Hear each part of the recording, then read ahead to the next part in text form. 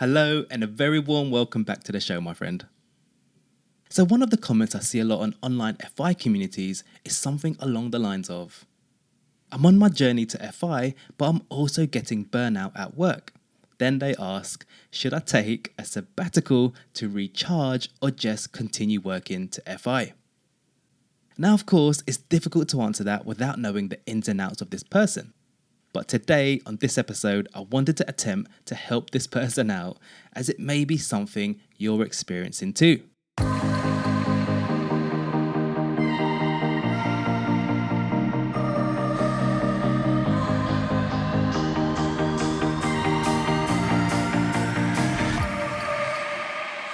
You don't have to wait until you reach financial independence to start enjoying your life.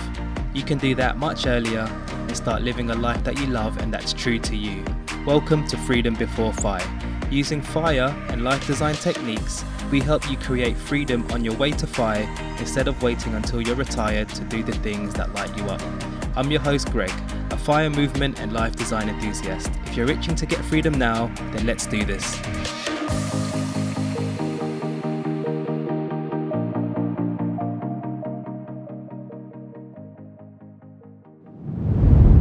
So I found out that there's three main barriers that stop people taking sabbaticals, and I wanted to tackle each of them today.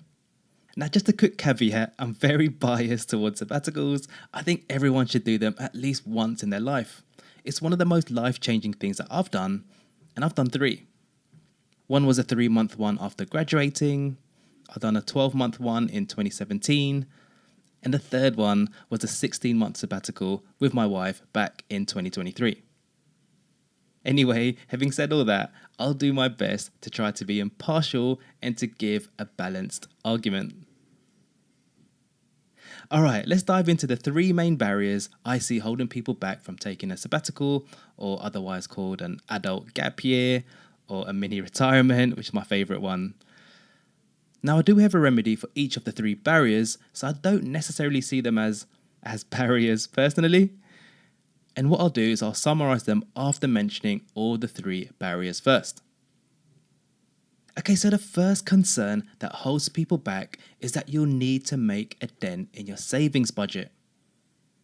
So since you won't be working, and let's say you don't have any other side hustles and your employer doesn't pay staff during sabbaticals, you won't be receiving any income during this time, and therefore you also won't be able to contribute to your portfolio. So you'd need to self-fund this adventure, which would likely mean eating into your savings budget. Now, how much you need to eat into your savings pot to fund this sabbatical would largely depend, of course, on your expenses during this sabbatical and how long it would be.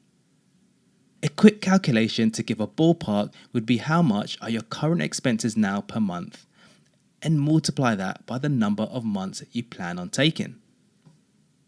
Essentially, you'll need some funds to cover the cost of the sabbatical, but if you're on the FI journey, chances are you've already saved a little bit for a rainy day, and that might actually be able to cover it. Okay, let's jump to the second barrier, which is basically a knock-on effect to the first one, and that is, it will likely delay your time to FI. Now, according to the Physician on Fire, a 1-year sabbatical could push a time to FI by roughly 1.5 to 2 years for every 1 year taken off, while a short 3 to 6 month sabbatical could delay your time to FI by only a few months to half a year. Now, it's just something you need to consider if getting to FI is super important to you. Okay, so the third barrier, which I think is more of a perception than a con, is that it may be difficult to re-enter the workforce after a sabbatical. So the typical fears of doing a sabbatical is the thought that maybe your current employer or future employer may look negatively at career breaks. Maybe you might think you'll lose the momentum of your career path, or your skills for the role might go cold. Now, all of these are pretty valid thoughts, and actually I had the same thoughts before taking my sabbaticals. Okay, so those were the three barriers to taking sabbaticals really briefly, and now I'm going to give you my take on ways that you can tackle them and to actually use them to your advantage to make your sabbatical even better.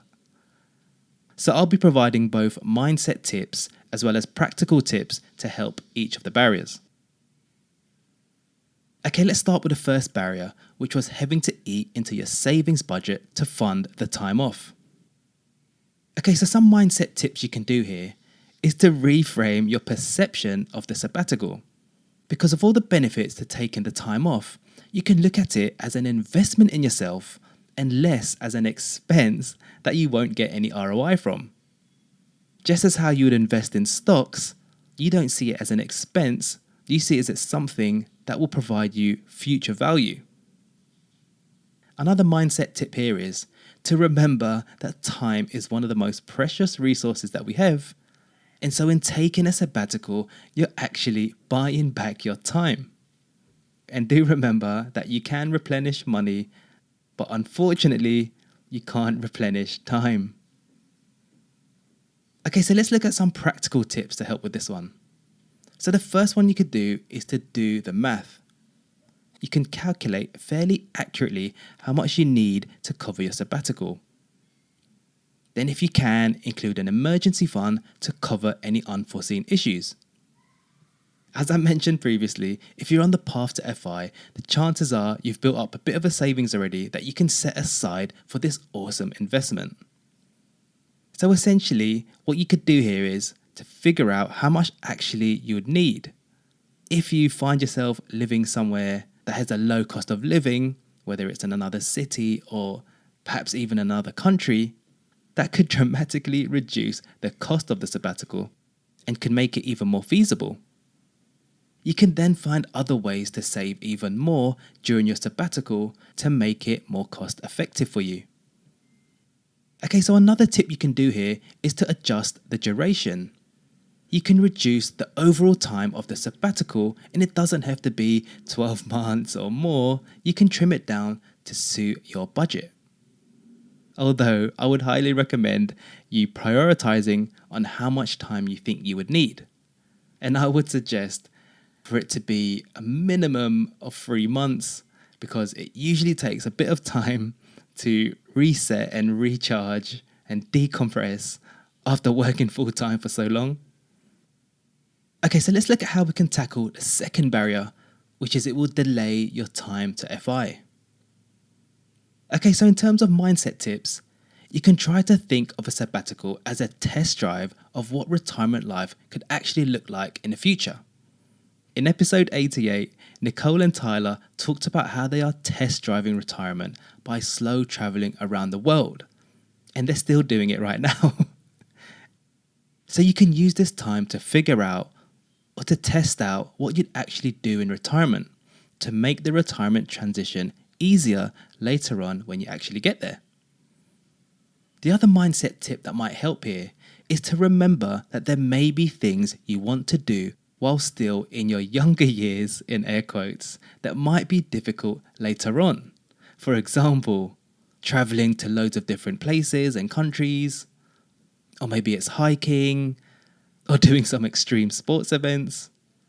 Or perhaps it could just be that you're in a better circumstance right now to try things instead of later on when you do reach FI. For example, maybe later on in life, you might need to look after your elderly parents, but that's not something you're doing right now. Okay, so one practical tip that can help here is, again, you can think about reducing the sabbatical duration. As mentioned earlier, if your sabbatical is 6 months or less, the impact to your time to FI is fairly marginal. Okay, let's look at how you can tackle barrier 3, which is the potential difficulty re-entering the workforce after the time off. Okay, let's look at the first mindset tip. One thing you could do is to reframe your thinking about the sabbatical and think of it as being essential to your health and well-being, since it will give you the time to decompress and reset. Katrina McGee, a sabbatical expert, previously mentioned that in our day-to-day lives working full-time, we're only able to recharge our batteries to about 30% with the little time we have available outside of work. Now with sabbaticals, on the other hand, you can recharge your battery to 100%. Imagine that feeling. You'll be more invigorated to get back to working either in your current career or elsewhere. Okay, so let's look at some of the practical tips. The first one is you can actually gain more skills during that time off. If you just sat around doom scrolling or watching Netflix, then of course it might not look that great on your resume. But if you upskilled, for example, taking on a course or certifications, or gain new experiences, it would definitely be looked on more favourably. One really good tip you can do during your sabbatical is to network. You just never know, you might even find another cool opportunity which might be more aligned to your skills and your values. During my sabbaticals, I've met some awesome people who I'm still in touch with now that have helped me loads during my journey. Okay, so one general tip to help you be productive on a sabbatical is to have some sort of a structure and goals that you're aiming for. Now, this could look like a weekly or monthly plan, and to include outlined time blocks during your days. And don't forget to include rest in there as well. You don't want to be just all go all the time. All right, so those are some of the tips about tackling some of the barriers or the cons to taking a sabbatical. And I hope that's helped you get closer to your decision.